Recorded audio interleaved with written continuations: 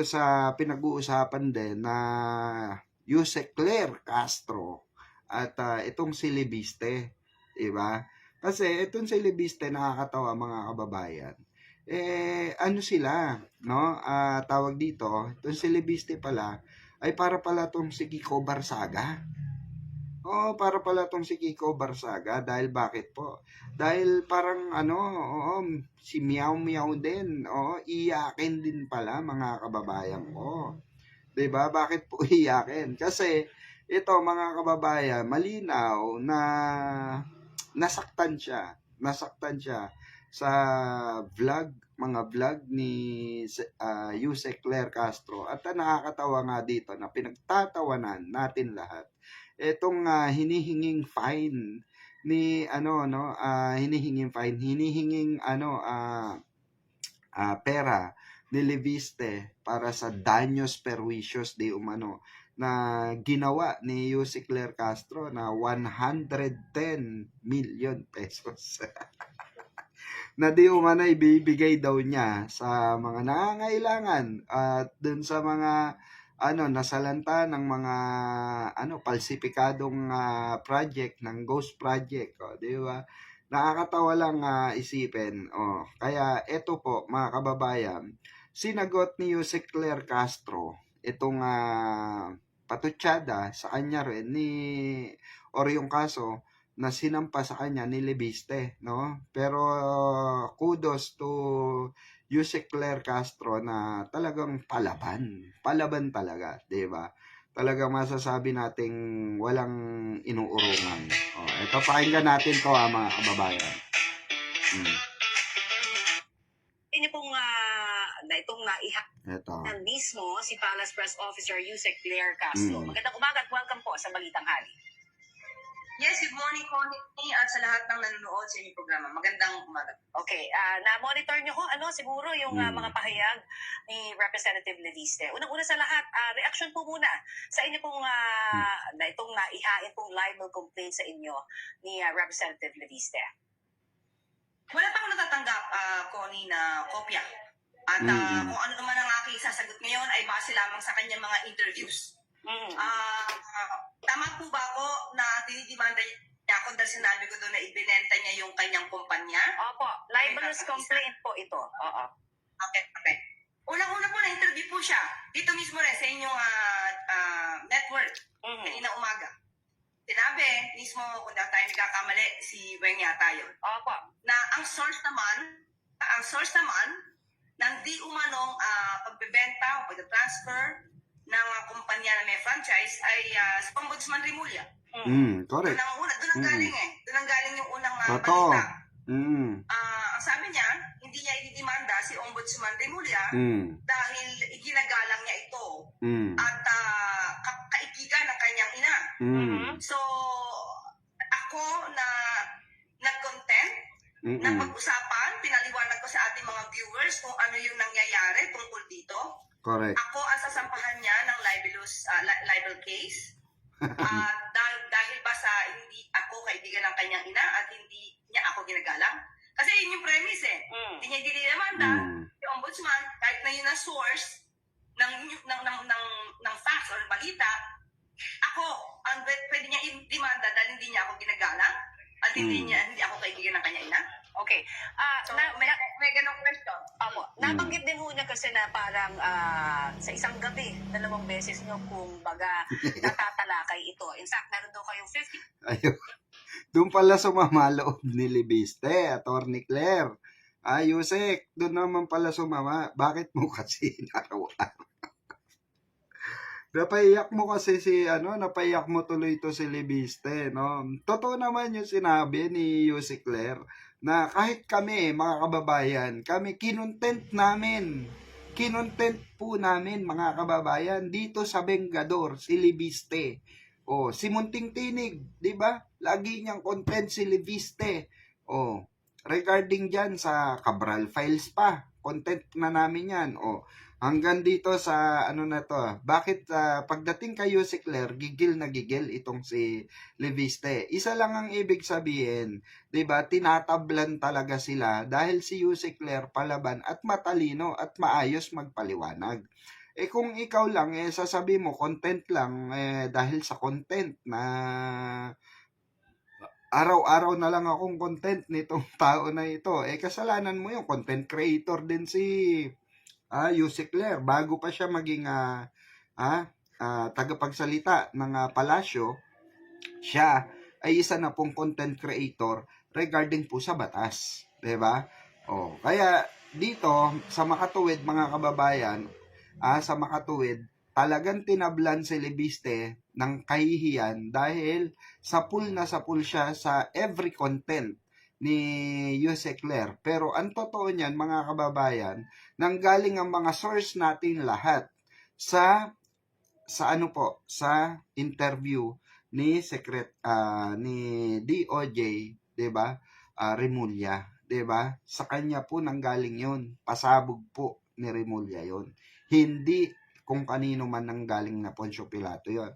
'Di ba? Bakit kaming lahat ng mga content creator na nagko-content regarding sa issue mo, hindi mo 'di ba? Hindi mo mademanda lahat 'yan, 'di ba? So meaning to say, talagang si Yusek Ler dahil may pinanggagalingan yung galit nyo kay Yusek Ler Castro, 'di ba? Kasi lagi silang supalpal pag si Yusek Ler Castro nagsalita sa palasyo mismo. Episodes about this.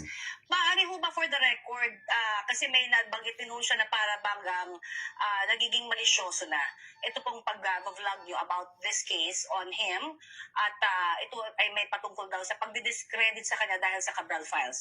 Ano po ang inyong statement on that? Hindi po totoo na 15 vlogs or 15 videos ang ginawa ko para sa issue na to ng kanyang solar firms. Hindi po yan totoo. Nagkaroon lang po tayo ng content sa iba't ibang issue patungkol po doon sa Cabral Files, Libiste Files. So, bago pa po yun mag-Christmas, kasi nandun na po yung news. So, kailangan lang po natin itong i-explain. So, kasama po yun. So, kung ina-explain lang po natin at wala namang malisyoso sa ayo sinasabi, siguro kailangan natin ipaliwanag sa taong bayan through my vlog. Pero hindi naman po natin ito tinitake up sa briefing eh. Okay? Kaya hindi pwede sabihin na bilang press officer, ikaw ang nagko-content. No, kino-content ko po siya sa aking sariling vlog at ina-explain ko po kung ano ang legal na issue patungkol sa kanya mga sinasabi. Correct. Ngayon, dito po, dalawa po, kung di ako nagkakamali, tatlo lang po ang ating na content. Unang-una po, nung binanggit po ito ni Ombudsman Remulla sa kanyang programa sa executive session. At nang nag-explain po ang Meralco Jet na ang kumpanyang ibinenta sa kanila ay wala namang kinalaman sa prangkisa, in-explain ko din po yun. At pangatlo po ay ito. Pero, Miss Connie, ang binanggit po niya na sinabi ko daw na ibinenta niya ang kumpanya niya na may prangkisa, mismo po, galing po kay Congressman Libiste, sa isang interview din, nung tinanong siya kung ano na estado ng solar para sa bayan, na yun yung may prangkisa, ang sinabi niya po ay hindi na siya yung may-ari. At kung tinanong kung ito ba ay na-divest niya, nag-agree po siya na na-divest niya ito. Kumakamin mismo na na-divest niya ang kanyang shares sa solar para sa bayan. So wala pong nanggagaling sa atin mismo na ano mga kwento, kundi nagre-react po tayo mismo sa mga news at sa mga nasabi po niya. Okay. So galing din po sa kanya. So, in other words, ma'am, bigay lang po kami ng direktang sagot din. You are not in any way trying to discredit him. Yun po kasi yung kanyang aligasyon, kaya nyo binabanggit ito sa inyong vlog. Wala po, kasi pasinin po natin, bigay din po ulit ang statement si Ombudsman Remulla, and that's part of the news. So, pag ganun po, kinakailangan ko rin po siyang i-take up at alam ko mainit po yun. Kaya na-explain ko po yan sa ating viewers, sa ating YouTube channel. At maliban po dyan, na-content ko din po yung isang news patungkol po sa kanyang sinabing na-divest niya ang kanyang shares mismo sa solar para sa bayan. So, paano po magkakaroon ng mali siya yun? Kasi siya mismo po ang nagsabi. Correct, okay. exactly. At sabi rin po ni Representative Lidiste, malakas din ang kanyang kaso laban po sa inyo. Sa tingin niyo po ba may sapat na ebidensya talaga siya para sabihin na kung libelous po ang lahat ng mga nabanggit ninyo? Ako po kasi yung magiging ano dyan defendant Mm. So, syempre sabihin ko hindi malakas. Kahit hindi ko pa nababasa. Opo. Definitely, sabihin ko hindi malakas. At dapat ma-dismiss siya. Okay. At kayo ho ba amenable na makipag-usap po sa kanya outside courts para maayos po ito? O kayo ho ba ay tatayo mismo po bilang abogado nyo rin? O kukuha rin ho ba kayo ng abogado nyo to represent you? Kung meron po kasi siyang sama ng loob sa akin, hindi ko po alam kung may personal siyang sama ng loob sa akin. Kasi minsan sinabihan niya na rin po ako na I am making a fool of myself. On air yun. Di ba, tutusin nga, mas live na yun pero hindi ko na lang din po pinansin. Dahil mali din po yung context ng sinabi niya doon. Kung makikipag-usap po, ako po yung open. Wala naman po sa akin masama. Dahil ako naman po, pagka ako yung nagsalita, binabase ko lang din po naman sa mga news at saka sa sinasabi nila. Correct. So, wala po tayong mali siya kung ano man po ang ating kinokontent dyan. Kung sino tatayo abogado, ako po, tatayo para sa sarili. Sure. Yohan. Yun yung maganda kay Yuse Claire Castro, mga kababayan. Yun yung maganda, di ba? O handa siya na tayuan yung kanyang statement, di ba? Handa siyang tayuan bilang siya na lang ang mag-abogado sa kanyang sarili, di ba? O yan ang may tapang at dignidad, di ba? Hindi kagaya ni Libiste, di ba? Na para bang kay Libiste nagtatago sa saya ng isang babae, di ba? O para lang mapagtakpan yung kanyang katarantaduhan na interview, 'di ba? Kasi lumalabas na parang katarantaduhan na yung interview niya. Dahil bakit? Kasi siya mismo ang hindi hindi nagpapatotoo dun sa mga interviewong nilalabas niya. 'Di ba? Kasi bakit ka masasaktan kung ikaw naman mismo ang naglabas niyang katarantaduhan mo na yan? 'Di ba? Yung mga kalokohan mo na yan, na mga interview na yan, tapos pagka na-content ng ibang tao, magagalit ka. O kutong lupa ka pala, 'di ba? Iyakin ka palang sipunin ka.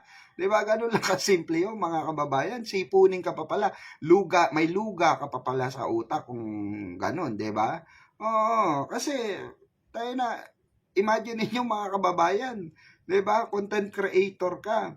Okay, nagko-content ka, nagbibigay tayo ng rito, saloobin natin regarding sa mga anomalyang pondo-pondo na yan, sa mga insertion na yan, na pagkalaki-laki, bilyon piso, diba, yung mga flood control project na yan, na inumpisan sa ni Duterte, administrasyon ng hinayupak na na yan, diba, matanda na yan, na until now, diba, talagang pinuporsyon ng ating Pangulo upang malinis yung mga animal na yan, yung mga animal na